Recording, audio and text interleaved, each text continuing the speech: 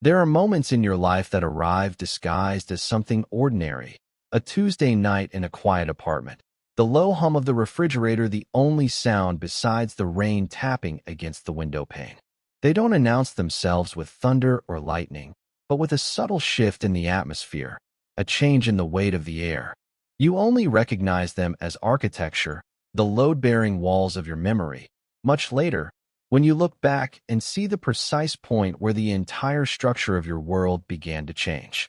For me, that moment was the feeling of Ethan's head resting on my shoulder, the scent of his shampoo a soft, clean anchor in the dim light of the television screen.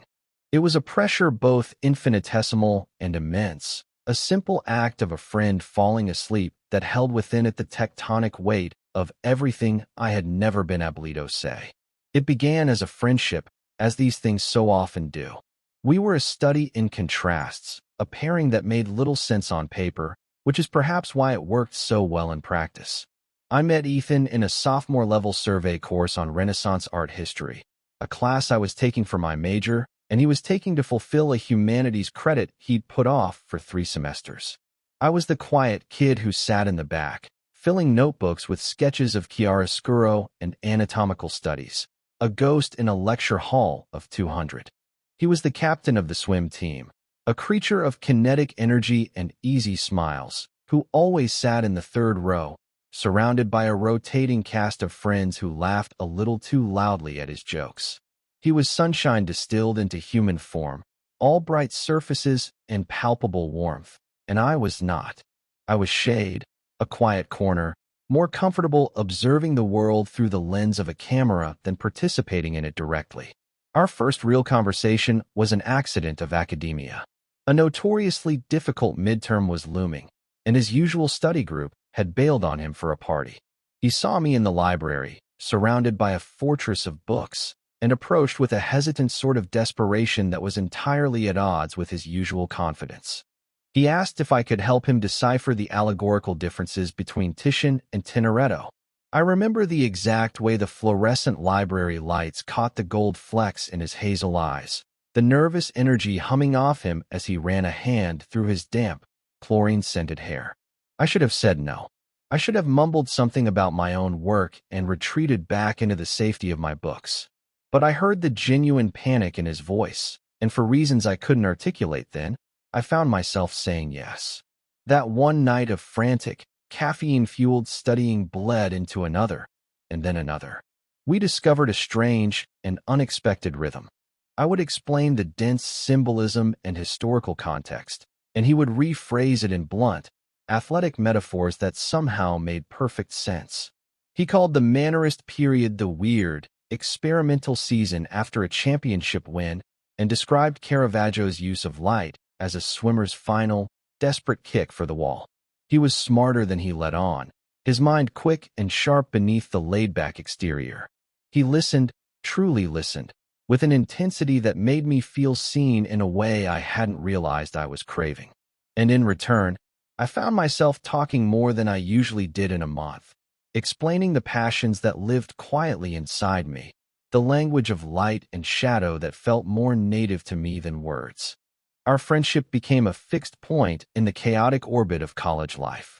It was built in the quiet hours, late-night diners where we'd share fries and talk about everything and nothing, long walks across a sleeping campus after the library closed, afternoons in my darkroom where he'd watch, fascinated, as images bloomed into existence on paper, emerging from the chemical bath like memories rising to the surface. He never tried to pull me into his world of loud parties and boisterous team dinners, and I never expected him to inhabit my world of quiet galleries and solitary photo walks. Instead, we built a third space, a territory that belonged only to us, governed by its own rules and its own gentle gravity. It was a friendship of profound, unspoken understanding. He saw the person behind my quiet facade, and I saw the thoughtful, sometimes lonely, boy behind his sun-drenched popularity. I fell in love with him gradually, then all at once. It wasn't a single moment, but a slow accumulation of details, 1,000 tiny observations that coalesced into an undeniable, terrifying truth. It was the way he'd concentrate, his brow furrowed, and the tip of his tongue caught between his teeth when he was trying to understand a difficult concept. It was the sound of his laugh, a full-throated, genuine thing that seemed to start in his toes. It was the fierce loyalty he showed his friends, the way he would drop everything to help someone move a couch or listen to a tearful confession after a breakup. It was watching him in the pool, a study in fluid power and grace, completely at home in an element where I would only flail. He was everything I wasn't, effortless, bright, open, and I loved him for it with a quiet, hopeless intensity that I buried so deep within myself it felt like a part of my own bone marrow. He dated, of course. He had a series of girlfriends, all of them lovely and bright, and perfectly suited to stand in his particular brand of sunshine. I was the friend, the confidant, the one he came to for advice about anniversary gifts or to vent about minor arguments. I played my part with excruciating precision. I learned to smile and offer objective counsel while my insides twisted into a tight, aching knot. I became an expert in emotional compartmentalization, building a room inside myself where my feelings for him lived, a room I kept perpetually locked. The friendship was too precious, too vital, to risk on the flimsy hope of something more. The quiet harbor we had built was the most important thing in my life, and I would sooner have set fire to my own photographs than risk shattering it. So I stayed silent, and I watched, and I loved him from the safe, sterile distance of our platonic bond. After graduation, we made the decision to get an apartment together. It felt like the most natural thing in the world. He was starting a demanding consulting job that required long hours, and I was trying to make a go of it as a freelance photographer. The city was expensive, and our friendship was the one constant in a sea of uncertainty. It was an arrangement of convenience, a logical extension of our college dynamic. That's what we told everyone. That's what I told myself. But a small, traitorous part of me knew it was also a way to keep him close, to prolong the quiet intimacy of our shared world even as the structure of our lives changed around us. The locked room inside me grew heavier, the silence more profound. Living with him was both a constant, gentle comfort and a form of exquisite torture. I learned the rhythms of his life, the sound of his keys in the door, the specific creak of the floorboard outside his bedroom, the way he hummed off-key while making coffee in the morning. Every mundane detail was a fresh wound, a reminder of the chasm between the life we shared and the one I secretly yearned for. The shift, when it came, was not subtle. It was a fault line, a seismic event that cracked the foundations of the carefully constructed world Ethan had built for himself. His girlfriend of 2 years, Sarah, a woman I had genuinely liked and had always thought of as his inevitable future, broke up with him. It wasn't a quiet, amicable parting. It was a sudden, brutal amputation. She had met someone else. There was no argument, no room for negotiation. It was simply over. He called me from his office, his voice hollowed out, stripped of its usual warmth. He just said my name, Liam, and then there was a long, ragged silence that told me everything. I told him to come home. When he walked through the door that evening, he looked like a stranger. The light had gone out of him. His shoulders, usually so broad and confident, were slumped in defeat. He didn't speak. He just walked to the center of the living room, dropped his briefcase, and stood there, looking lost in the space that was supposed to be his home. I didn't know what to do. The architecture of our friendship had rules, unspoken but rigid. We offered quiet support, a listening ear, a shared pizza. We didn't do this. This raw, unfiltered devastation felt like a new and dangerous territory. I crossed the room and, without thinking, put a hand on his shoulder. He flinched, not away from me, but like a man bracing for a blow. Then, he sagged against me, his entire body trembling with the effort of holding himself together. He didn't cry, not then. He just stood there, letting me take a fraction of his weight, his forehead pressed against my collarbone. It was the first time we had touched like that, with such unguarded need. The platonic boundary between us, once so clear and defined, suddenly felt hazy and indistinct. The days that followed were a blur of quiet grief. Ethan moved through our apartment like a ghost, his presence a constant, low-frequency hum of pain. He stopped going out. He barely ate. He'd come home from work, his face a gray mask of exhaustion, and collapse onto the couch, staring at the blank television screen for hours. I tried to be the good friend. I made him food he didn't eat, suggested movies he didn't watch, and filled the silence with meaningless chatter he didn't hear. He was adrift on a vast, lonely ocean of heartbreak, and I was standing on the shore, helpless, able to offer nothing more than a silent vigil. I watched the vibrant, kinetic energy that had always defined him seep away, leaving behind a fragile, wounded stillness. And then the ritual began. It started one night about a week after the breakup. We were on the couch, a nature documentary playing on the television, the narrator's soothing voice a pointless balm in the tense silence. Ethan had been staring blankly at the screen, but his eyes were unfocused, seeing something far beyond the images of migrating wildebeest. His exhaustion was a palpable thing, a heavy cloak draped over his shoulders. Slowly, almost imperceptibly, he listed to the side, his head coming to rest on my shoulder. My entire body went rigid, every nerve ending fired at once. It was the lightest of touches, but it felt like a brand. I held my breath, waiting for him to realize what he'd done and pull away, maybe with an awkward apology. But he didn't. He sighed, a deep, shuddering sound, and seemed to sink into the contact, his body relaxing for the first time in days. He was asleep within minutes. I sat there for hours, pinned in place by the weight of his head and the crushing gravity of my own feelings. My heart hammered against my ribs, a frantic, trapped bird. I could feel the warmth of his skin through the thin fabric of my t-shirt. I could smell the faint, lingering scent of his cologne, now mingled with the weary scent of a long day. I studied the curve of his eyelashes against his cheek, the slight parting of his lips as he breathed, the way a stray lock of his dark hair fell across his forehead. It was a proximity I had never allowed myself to even imagine, a dangerous, breathtaking intimacy that was entirely accidental. This wasn't for me. This was a gesture born of pure, unadulterated exhaustion and grief. He wasn't seeking me out. He was simply seeking refuge, and I just happened to be the closest solid object. I knew this. I repeated it to myself like a mantra. But the treacherous, hopeful part of my heart ignored the logic and simply absorbed the feeling of him, there, with me, in the quiet dark.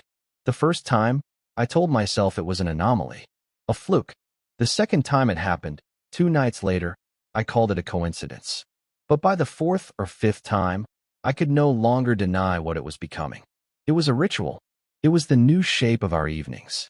We would end up on the couch, the television a flickering distraction, and at some point, he would drift towards me as if pulled by an invisible current, his head finding its now familiar place on my shoulder. He never acknowledged it. The next morning, he would be up before me, coffee made, acting as if nothing had happened. He retreated behind a wall of strained normalcy during the day, but at night, in the dim, forgiving light of the living room, he would let his guard down and, wordlessly, seek this small point of physical contact. My life began to revolve around these stolen moments. The rest of the day was just a prelude, a long, anxious waiting period before the evening when he might, or might not, fall asleep on me again. I became a scholar of his exhaustion, an expert in his moods. I learned to read the subtle signs, the slight slump in his posture, the dark circles under his eyes, the way he'd rub the back of his neck.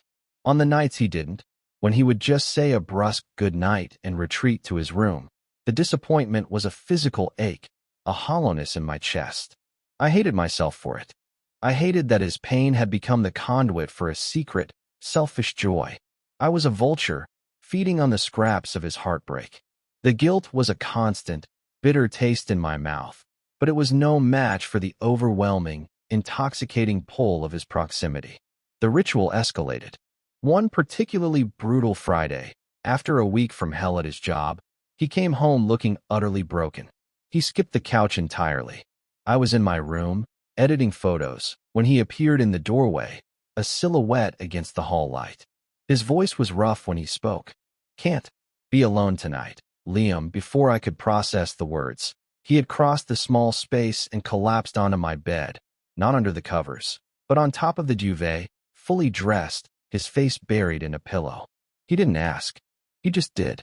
I stood there, my heart pounding, my mind racing. This was a new threshold, a boundary we had never even approached. My bed was my sanctuary, the most private space in my world. And now he was in it. I should have told him to go to his own room. I should have maintained the careful distance that had preserved our friendship for so long. I didn't. I spent the next hour at my desk, pretending to work, the sound of his steady breathing filling the small room. The tension was unbearable.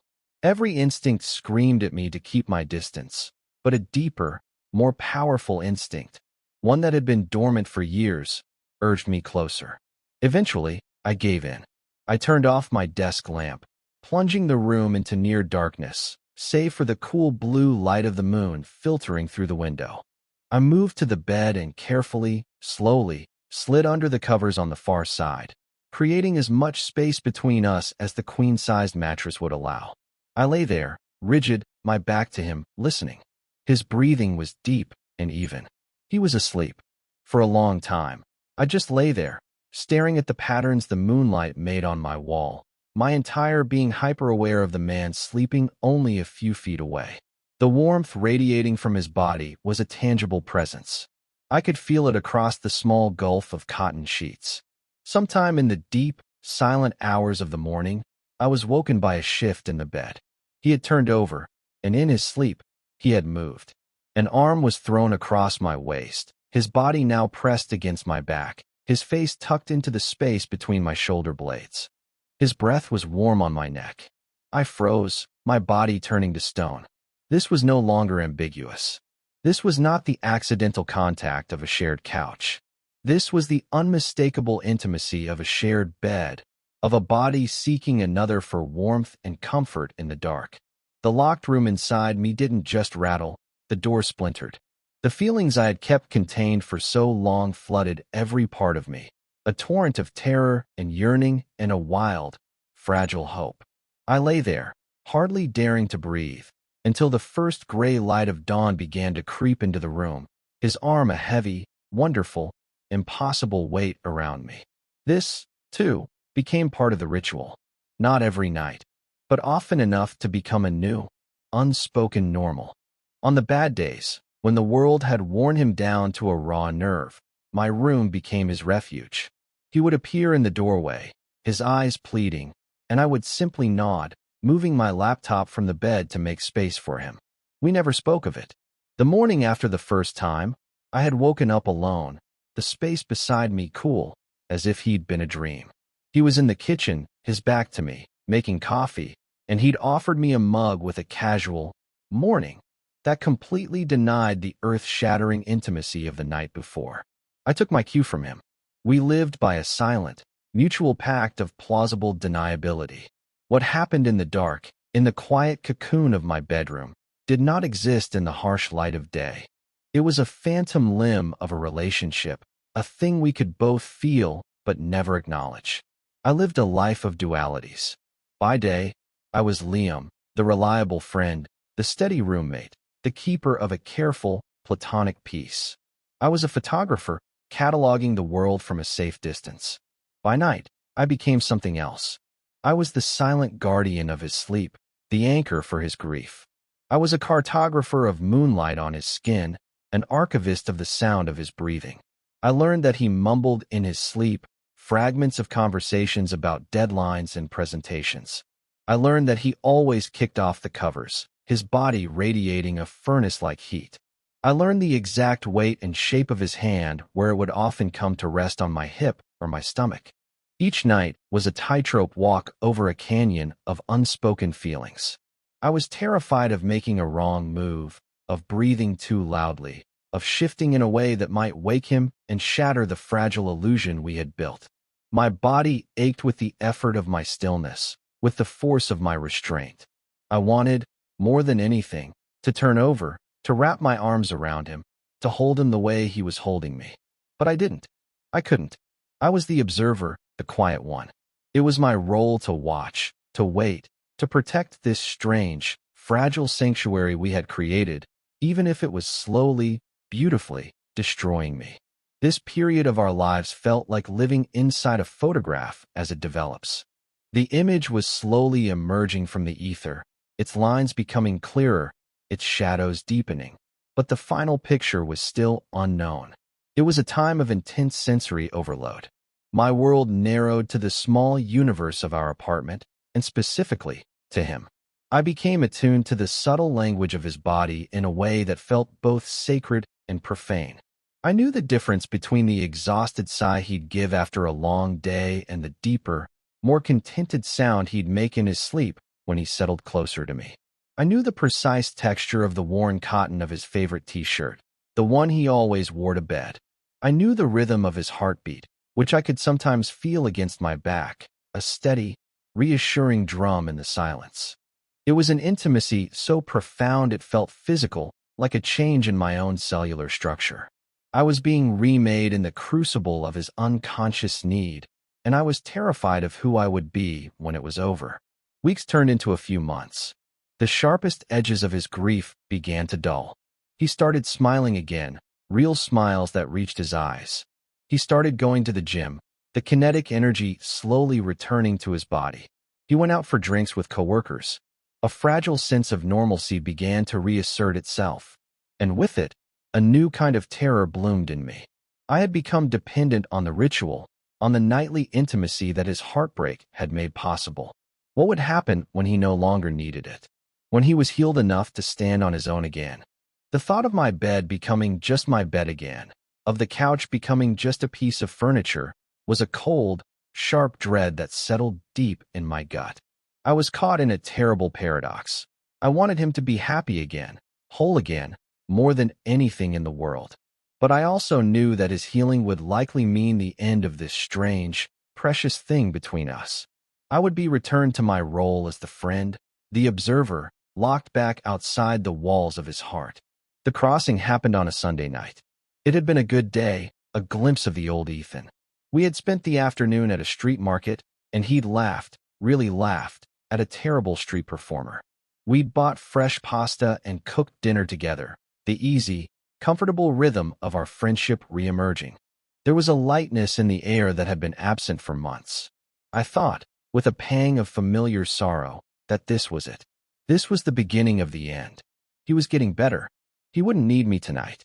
He would go to his own room, and the ritual would be broken, dissolving back into the memory of a strange, sad time. We ended up on the couch, as we always did, a movie playing that neither of us was watching. The silence between us felt different tonight. It wasn't heavy with grief or exhaustion. It was a soft, humming silence, filled with an unidentifiable energy. He didn't lean on me. He sat a respectable distance away, his hands clasped between his knees. The space between our shoulders felt like a mile-wide chasm. My own body was a knot of anxiety. I was bracing myself for the casual, well, I'm heading to bed, that would signal the return to our old boundaries. The credits of the movie started to roll, and the moment I had been dreading arrived. He didn't move. He just sat there, staring at the screen as the names scrolled by. The room was dark, the only light the pale, shifting glow of the television. He cleared his throat. Liam. His voice was quiet, tentative. It was a tone I had never heard from him before. It made the fine hairs on my arms stand up. Yeah. I managed, my own voice barely a whisper. He turned his head to look at me. In the dim light, I couldn't quite read his expression, but I could feel the intensity of his gaze. It felt like he was seeing me, truly seeing me, for the first time. The silence stretched, thin and taut, a string about to snap. I could hear my own pulse, a frantic, thrumming beat in my ears. Can I ask you something stupid? He said, his voice still low and hesitant. I tried for a reassuring smile, though I was sure it looked more like a grimace. Always he took a breath, a small, shaky thing. He looked down at his hands, then back up at me. His eyes were wide, vulnerable, stripped of all their usual defenses. The easy confidence was gone, replaced by a raw, terrifying uncertainty. Would it be okay if I kissed you? The world didn't stop. It shattered. The air in my lungs turned to glass. The floor fell away, the ceiling disappeared. The only thing that existed was his question, hanging in the space between us, shimmering with a terrifying, beautiful light. It was impossible. It was everything. The locked room inside me didn't just break open. It ceased to exist, its walls atomized, its contents spilling out into the light. Years of buried hope, of silent yearning, of carefully managed affection, rushed to the surface in a single, overwhelming wave. I couldn't speak. The words were gone, lost in the flood. So I just nodded, a small, jerky movement that felt like it took all the strength I had. He moved slowly, tentatively, as if approaching a frightened animal. He closed the small distance between us on the couch, his knee brushing against mine. The contact sent a jolt through my entire system. He raised a hand, not to my face, but to my shoulder, his fingers resting there lightly, as if to steady himself, or me. His gaze never left mine, searching my eyes for something, permission, confirmation, a warning sign. I tried to keep my expression neutral, to not betray the cataclysm that was happening inside me, but I knew it was a hopeless effort. My entire history of loving him was written on my face. He leaned in, and the last thing I saw before I closed my eyes was the profound, heart-stopping vulnerability in his. The kiss was not what I had imagined 1,000 times in the lonely privacy of my own mind. It wasn't passionate or demanding. It was soft. It was hesitant. It was a question asked in a language beyond words. His lips were gentle against mine, a tentative exploration, a quiet confession. There was a universe of uncertainty in that single, simple contact. It was the kiss of a man standing at the edge of a cliff, terrified of the fall, but unable to step back from the edge.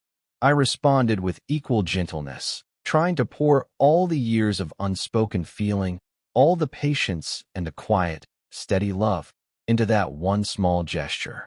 I was trying to tell him, without words, that it was okay, that he was safe, that I was here.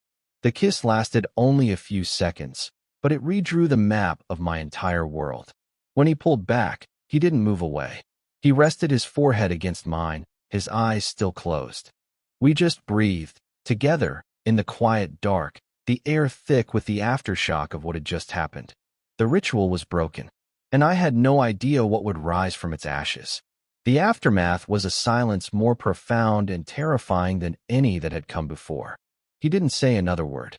After a moment that felt like an eternity, he stood up, turned, and walked to his bedroom, closing the door softly behind him. He didn't look back. I was left alone on the couch, in the flickering light of the television's menu screen, my lips still tingling, my body trembling. The world had tilted on its axis, and I was sliding off. I sat there for hours, replaying the moment over and over, dissecting every detail. The hesitation in his voice, the look in his eyes, the gentle pressure of his lips. It had happened. It was real. But what did it mean? Was it a byproduct of his grief? A moment of confused gratitude? Or was it something else? Hope, that wild and dangerous creature, began to unfurl its wings inside me, and I was terrified of it. Hope had the power to destroy me in a way that quiet yearning never could. The next morning, he was gone before I woke up. A text message pinged on my phone around 7. Went in early for a meeting. Coffee's on. The casual, brutal normalcy of it was a slap in the face. It was the pact of plausible deniability, weaponized. He was pretending it never happened. He was erasing it. The fragile hope that had taken flight the night before plummeted to the earth, its wings broken. A cold, heavy dread began to seep into my bones. I had misinterpreted everything.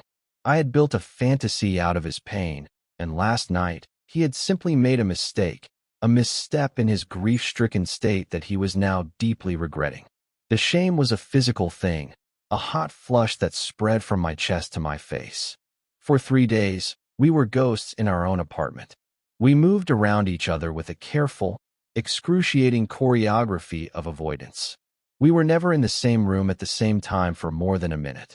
Our conversations were clipped, functional exchanges about bills and groceries, conducted via text message even when we were both home. The air in the apartment was thick with unspoken words, with the memory of that kiss.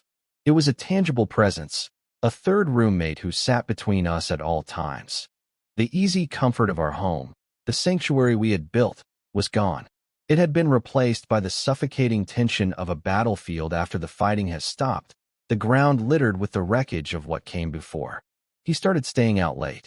He'd come home long after I'd gone to bed, and I'd lie awake, listening to him try to move silently through the apartment, his attempts at quiet a loud proclamation of his avoidance. He was running, and he was running from me. The pain of it was a dull, constant ache. It was worse than the years of silent pining. Before, I had the comfort of our friendship. I had him in my life, solid and real. Now, I had nothing. I had lost him. The risk I had been so terrified of taking for so long had been taken for me, and the result was exactly what I had feared. The friendship was shattered, and I was left with only the ghost of a kiss and an apartment that felt cavernous and empty. On the fourth day, I couldn't take it anymore. The silence was eating me alive. I knew that if I didn't do something, this would become our new reality.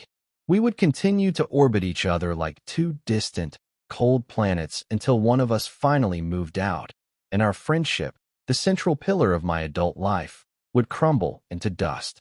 The thought was unbearable, so I decided to force the confrontation. I spent the day a wreck of anxiety, my stomach in knots, my hands shaking. I rehearsed what I would say 100 times, but the words felt clumsy and inadequate. How could I possibly articulate the complex, tangled mess of hope and fear and love that was choking me? He came home late, as he had been doing. I was waiting for him in the living room, the lights off except for one small lamp. The apartment was quiet. He saw me on the couch and stopped dead in the hallway, like a deer caught in headlights. I could see the immediate urge to flee in his posture. He wanted to mutter an excuse and escape to the safety of his room. I didn't give him the chance. "Ethan," I said, my voice steadier than I felt. "Please, we need to talk." He deflated, the fight going out of him. He let his briefcase slide from his hand and dropped to the floor with a soft thud. He walked slowly into the living room, but didn't sit. He stood by the armchair, keeping his distance, his arms crossed over his chest in a defensive posture. He wouldn't meet my eyes. "There's nothing to talk about," he mumbled, his voice low and rough. "Don't do that," I said, my voice quiet but firm. "Please don't pretend it didn't happen. You can regret it. You can tell me it was a mistake. But you can't pretend it didn't happen. I deserve more than that. Our friendship deserves more than that." He finally looked at me, and what I saw in his eyes broke my heart. It was fear, pure, unadulterated terror. He looked like a man on a ledge, and I had just asked him to look down. He ran a hand through his hair, a gesture I knew meant he was seconds away from completely shutting down. "I can't do this, Liam," he whispered, his voice cracking. "I can't do what?" I pressed, trying to keep the desperation out of my voice. "Can't talk to me? Or can't face what happened?" He finally broke. He sank into the armchair, burying his face in his hands. His shoulders shook. "I don't know," he said, his voice muffled by his hands. "I don't know what's happening. I'm so confused." He looked up, his eyes filled with a desperate, pleading anguish. "Everything with Sarah, it just broke me. And you were there. You've always been there. You're safe. You're my best friend. And I felt so lost. And being near you was the only thing that made sense, the only thing that felt solid." He took a ragged breath, struggling for the words. "Those nights, sleeping in your room. Liam, I wasn't always asleep when I held on to you. Sometimes I'd wake up and I'd know where I was, what I was doing, and I didn't stop. It felt right. It felt necessary. And I didn't let myself think about what it meant. I just let it be." His confession hung in the air, a raw and wounded thing. He had been conscious. He had been a willing participant in the intimacy I had believed was entirely accidental. The knowledge sent a tremor through me. "And the other night," he continued, his voice dropping to a whisper, "I wasn't grieving. I was just with you. And it felt so good, so easy, being with you. And I looked at you, and I wanted to. I wanted to know what it felt like. And so I did. And it was," he trailed off, unable to finish the sentence. "It was what, Ethan?" I asked softly. He shook his head, looking away again. "It was terrifying, because it felt more right than anything has in a very long time. And I don't know what to do with that. I'm not. I don't look at guys that way. I never have. My whole life has been on this one track, you know? The team, the grades, the job, Sarah. And now that track is gone, and I'm completely lost, and this new feeling, it doesn't fit anywhere. It scares the hell out of me, Liam. And I'm even more scared of what it means for us. I can't lose you. You're the most important person in my life. I can't lose our friendship. His words were a torrent of confusion and fear, but underneath it all, I heard the one thing I needed to hear. It wasn't a mistake. It wasn't pity. It was real. His feelings were real, even if they terrified him. The relief was so profound it almost brought me to my knees. The fear I had been carrying for days began to recede, replaced by a deep, aching tenderness for the man sitting in front of me, so lost and so afraid. I got up from the couch and crossed the room. I knelt in front of his chair, so I was at his level. I didn't touch him. I just waited until he looked at me. "You're not going to lose me," I said, my voice quiet and certain. "Ethan, look at me. You are never, ever going to lose me. That's not on the table." I took a breath. The moment had come to finally unlock the door to that room inside myself, to let it all out, no matter the consequences. "I'm in love with you," I said. The words felt both impossibly large and incredibly simple. "I have been for years. That's my truth. And it doesn't have to change anything if you don't want it to. I have loved you as my friend, and I can keep doing that. But what you're feeling, it doesn't have to be scary. It's just a feeling. We don't have to put a label on it. We don't have to tell anyone. We don't have to do anything. We can just be and figure it out." Together, a single tear traced a path down his cheek. He didn't wipe it away. He just looked at me, his eyes searching mine, and for the first time since the kiss, the terror in his expression began to soften, replaced by a fragile, dawning wonder. "You love me?" he whispered, as if the concept was too vast to comprehend. I gave him a small, watery smile. With everything I have, he didn't say anything else. He just leaned forward and pulled me into his arms, his hold tight and desperate. He buried his face in my shoulder, and I wrapped my arms around his back, holding him just as tightly. We stayed like that for a long time, kneeling on the floor of our living room, two people clinging to each other in the wreckage of what we used to be, on the cusp of whatever we were about to become. It wasn't a solution. It wasn't an answer, but it was a start. It was the end of the silence. The resolution did not arrive like a sudden sunrise, but more like the slow, gentle thaw after a long winter. The conversation that night didn't magically solve everything. Ethan's fear and confusion were real, a deep-seated part of a lifetime of self-perception. But our honesty had created a new space between us, a space where those fears could exist without destroying us. We started talking, truly talking, for the first time. We spent hours dissecting his feelings, my feelings, the history of our friendship. It was messy and difficult. There were moments of retreat, days when he would grow quiet and distant again, overwhelmed by the magnitude of the shift inside him. But he never ran away completely again. I learned to be patient, to give him space when he needed it, and to be a safe harbor when he was ready to come back. I had been loving him in silence for years. I could learn to love him through his confusion now. The physical intimacy returned, but it was different. It was no longer a ritual of ambiguity and plausible deniability. It was intentional. The first time it happened again, about a week after our talk, it was he who initiated it. He came to my bedroom door, just as he used to, but this time he didn't look broken or exhausted. He looked nervous, but determined. He didn't say a word. He just held out his hand. I took it, and he led me to his room, to his bed. It was a simple, profound gesture. He was inviting me into his space, his world, for the first time. That night, when he held me, it wasn't the unconscious act of a man seeking comfort. It was the conscious choice of a man reaching for something he was finally, tentatively, allowing himself to want. We began to build a new language, one spoken not just in words but in small, deliberate acts of affection.